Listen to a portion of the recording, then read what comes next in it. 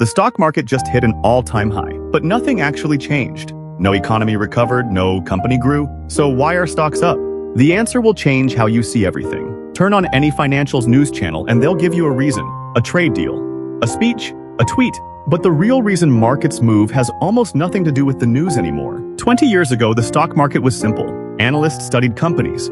They read earnings reports. They decided what a company was worth and bought or sold based on that judgment. Logic ruled. Portfolio managers made real decisions. They argued. They debated valuations. If a stock was too expensive, humans sold it.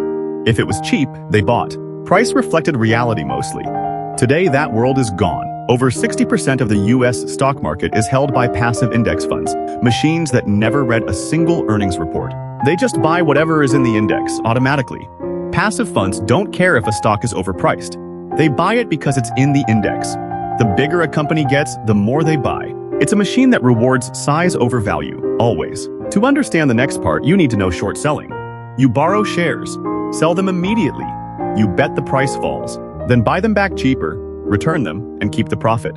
But if the price goes up instead, you still have to return those shares. You buy them back at a loss. The higher it climbs, the more you lose. Your loss has no ceiling, none. When too many people are short and prices start rising, they all have to buy at once. That panic buying pushes prices even higher. More margin calls, more buying. That's a short squeeze, chain reaction. Just as the squeeze starts, algorithmic trading systems arrive. They don't read news, they don't think.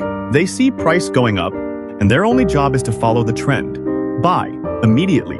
These algorithmic funds held massive short positions. The moment price crossed certain trigger levels, they all flipped to long automatically. $86 billion, 5 trading sessions. No human decided anything. On top of the squeeze in algorithms, a third force arrives, the options market. Every call option forces a dealer to buy the actual stock to hedge.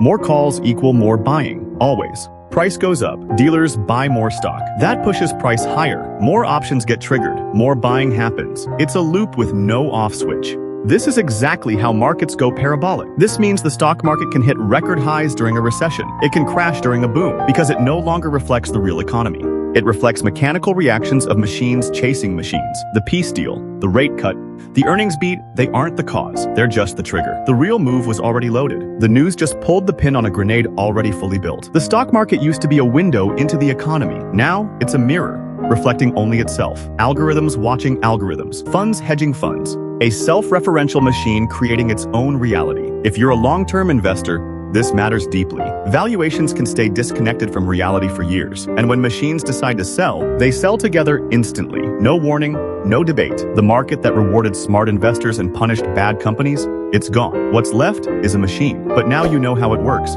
Hit subscribe, we cover what the media won't.